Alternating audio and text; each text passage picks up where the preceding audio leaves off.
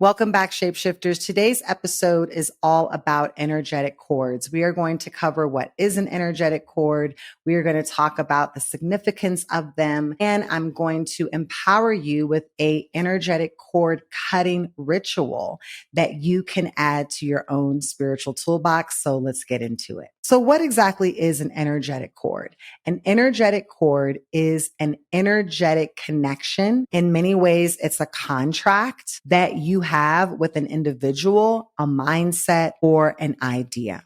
One of the easiest ways to think about what an energetic cord is when we think about our umbilical cords and the connection that we all had with our mothers, and knowing that that cord is connected to our navel. The navel in the chakras represents your sense of personal power. And so it is no coincidence that when we were in the wombs of our mother, we received our personal power, literal personal power, to be able to receive nutrients and food to live and to grow. And even though that cord was cut, we know that that spiritual and cosmic connection with the power of the mother, whether you knew your mother, whether you were adopted, whether you had a great relationship with your mother or a bad relationship or something in between, we know that that energetic connection is still there. And many people are in therapy right now because of some unresolved childhood issue that they had with their mother, right? So we know the power of that cord. But those cords can also be connected to other individuals, again, mindsets or ideas that we also are in deep, intimate relationship with.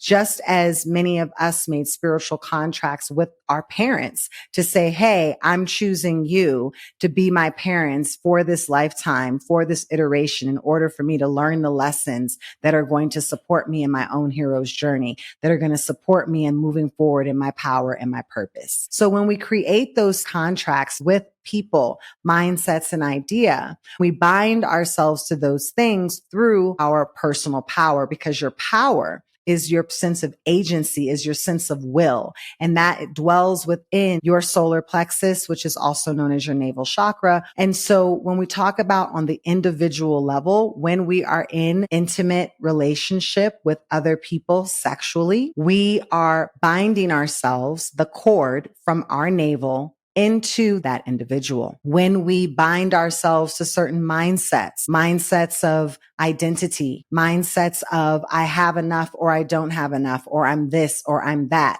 we bind our personal power into the mindset or the idea that still exists, because it's an energetic force. Even if it's not an individual, it's an energy that we're feeding. We're feeding it through our energy. We're feeding it through our recognition that it even exists in the first place. We're feeding it through our thoughts, even if we don't say them out loud. If we wake up every day and we see ourselves in the mirror, and we go through and nitpick all the different things about ourselves that we don't like, we're feeding into that energy that we're not enough. And so we have created an energetic contract with that. So if anybody else speaks to your not enoughness, it's going to trigger you in a certain way, because you've already developed a deeper relationship with that energy of not enoughness. And so part of our spiritual hygiene practices have to be taking the time, just as we spiritually cleanse our minds, we spiritually cleanse our bodies, we also have to energetically cut cords that no longer serve us. So when we are ending a relationship, when we are ready to change a mindset, an idea about ourselves, we move through the energetic cord cutting. Now, I want to give a shout out to my teacher, Dr. Namanya Soipan, an amazing author, PhD teacher, Chinese doctor who has a phenomenal wellness center in St. Thomas. I had the opportunity to study under her for a number of years. And one of the things that I learned under her was this whole idea of energetic cord cutting, and also the actual ceremony to cut the cord. And at the time, because I was in a study program with her, I was instructed that every person that I had ever had sexual relationships with, the idea was that I needed to go through a cord cutting ceremony with each and every one of them. And as you know, you have many chakras. You have your root chakra and you have your sacral chakra, and energy flows up through those chakras in order to even get to the navel chakra. And so if the navel chakra has numerous cords feeding into ideas, mindsets, and individuals that are not serving us because they are not reciprocal relationships,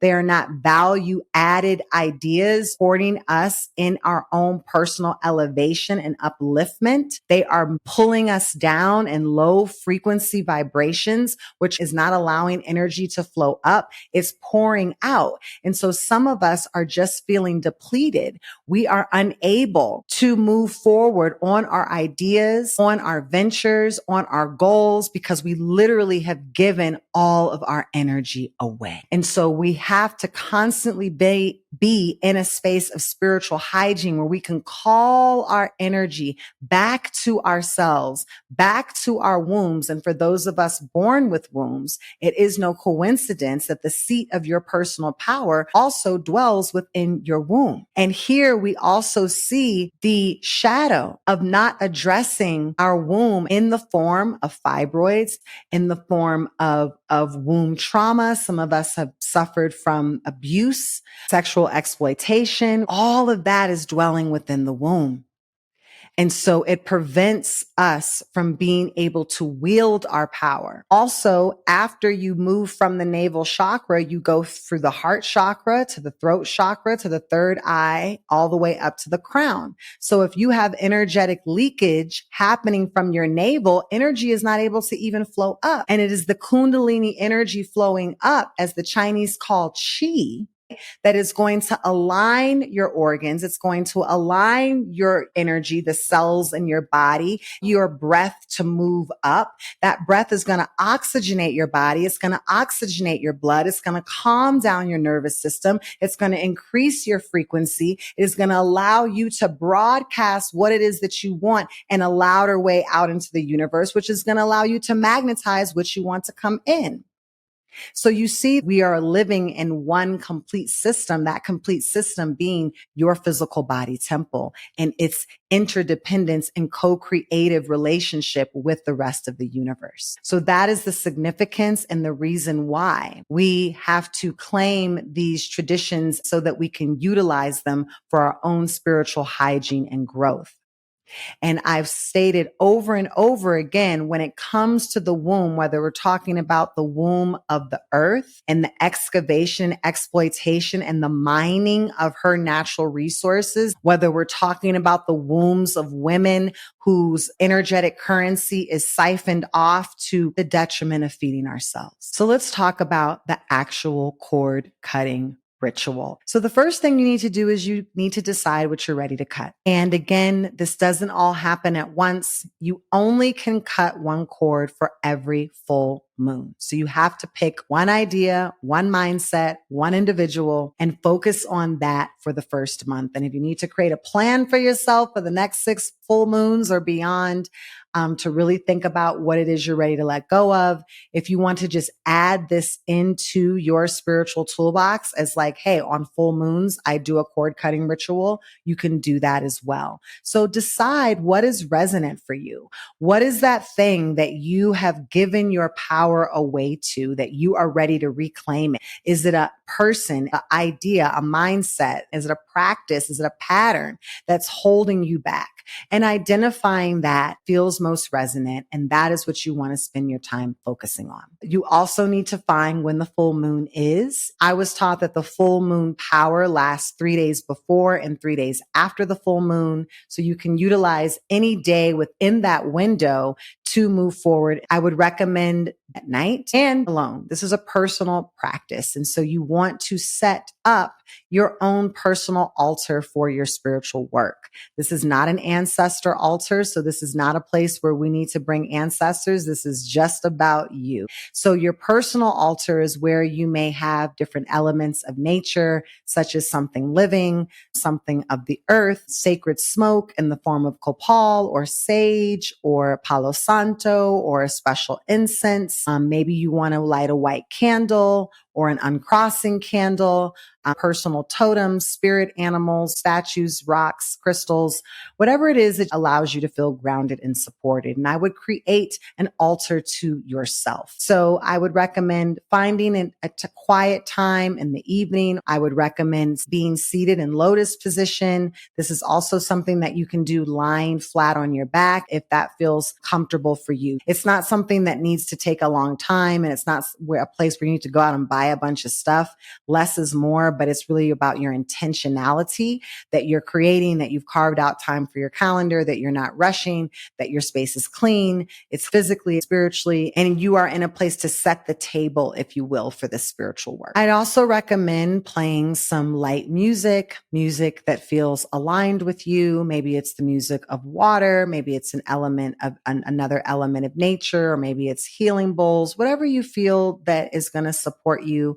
But you definitely want to have high frequency music. Maybe it's binaural beats, high frequency tunes and sounds that are going to support you in being able to tap in. And so when you find yourself with the table set for your own spiritual work, focusing on the power of your breath, I would recommend starting with the 4-4-4, 4 breaths in, 4 breaths hold, and 4 breaths release, inhaling through your nose and out of your mouth. Do that for maybe 3 or 4 rounds just to set the stage. Again, you're reprogramming your body. You're letting your body know you're safe, secure, and you're entering into a moment of sacred space. You then can return to your regular breathing. And for some of you, it might be better to do this more as a meditation. For some of you, you might want to pray out loud and talk out loud, whatever works for you. But you want to bring yourself into a place of awareness to understand that you are bringing up what you are ready to cut. What you want to start conjuring up that feeling.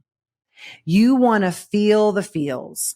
If it's a person, you want to feel that person in the room with you. You want to be able to literally look at them and see all of their facial features. Or maybe you are reflecting back to a certain time or moment or incident that happened. Or maybe you're just really focusing on their facial features. Whatever it is, bring that energy into the room. Make it visceral. Allow yourself to really feel it. If it's a mindset, same thing. You want to really feel it. Bring yourself back to a moment where this issue really came up for you and really allow it to fill your energetic field. Again, if you want to talk out loud and you want to talk to that energy, talk to that person, you're more than welcome to do so. And as you continue to increase the energetic presence of what you're ready to release, I want you to then visualize the cord that is connected from your navel chakra and visualize that cord extending far out into outer space. So you're going through the ceiling,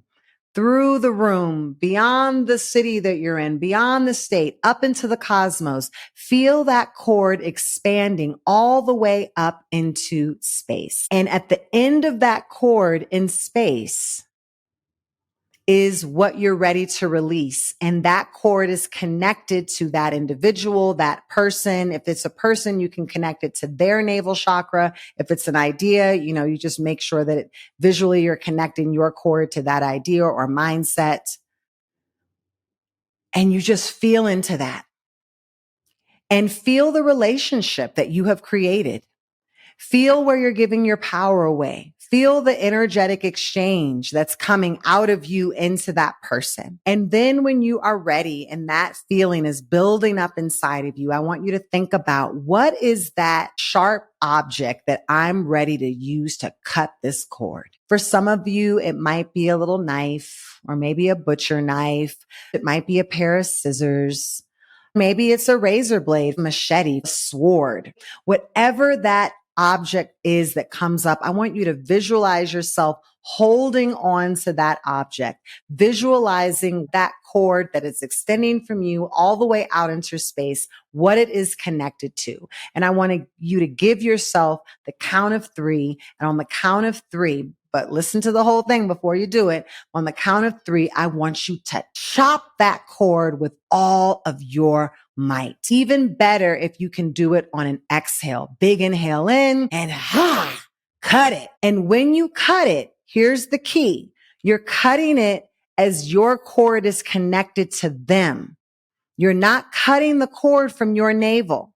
You're cutting the other end of the cord that is connected to what you are ready to release. And this is very important because you don't want to cut your own energetic cord. You want to cut the connection of that cord to what it is that you're ready to release. So you've inhaled, you've exhaled, you've chopped it. And I want you to visualize that cord coming all the way down from the cosmos, all the way down to the planet Earth, back to the state, back to the city, back to the structure, back through your ceiling, back into the room, back all the way back into your navel. And I want you to feel the power of reclaiming it. Feel your energetic field getting bigger. Feel the release of what you let go. Feel it coming back into your physical body, and wish whatever you released, wish them well. They're gone. They're done. No more. And the beauty of this is that you've reclaimed your power, and feel into that reclamation and restoration of yourself, and allow that to close out your meditation. Sit with that, breathe in and out of that until you find yourself ready to come back into consciousness, into the actual physical space that you are in. I would recommend holding your navel, thanking it, blessing that chakra of your body for what it has provided, and the reclamation of your energy back to yourself. And here's a couple of tips that I've learned. So typically there is sometimes a bit of a boomerang effect where after you've done it, that person, if it's an individual, might call you, that mindset might pop up, that idea might pop up. Like, it doesn't go away just because you've cut the cord. So expect that and allow that to be a test from the universe for you to show the universe, yeah, I cut it. They called me. So what? I'm not answering. I'm blocking. I hear the thought, okay, I've released it. So you're going to still have to be in that practice. The other tip is, particularly when you're working with individuals, and particularly if you're on breakups or ex-partners that you really are ready to let go of, you cannot go back to these people. You cannot be in the same level of intimate relationship. And for some of them, you cannot be back in any sort of relationship. You're going to have to use your own discernment and Ori to know which is which. But it's not like, oh, I cut the cord, but we're still no, you cannot do that. It can be spiritually harmful to you, meaning that it can be more of an energetic drain and a depletion. And it's harder to build that energy back up to get back to a state of homeostasis, because you're sending mixed messages to the universe. Don't cut what you're not ready to cut. That's why you're prioritizing your cord cutting list. You're doing the things that you're ready to do. But if it's something that you're not ready to let go of, you have to have a level of honesty with yourself. And I definitely would say, again, don't limit it just to individuals. There's a lot of ideas that we need to divest and cut off from. And so let this be another tool that you can use to claim your own energetic sovereignty. All right. Hope you enjoyed this today, Shapeshifters. That's it for today. Until next time, keep shifting. Bye. Thank you for tuning in today, Shapeshifters. Your presence means the world to me, and I deeply appreciate you being here. If something resonated with you, don't forget to subscribe so you never miss an episode. Leave a comment and spread the love by sharing with others. Until next time, keep shifting.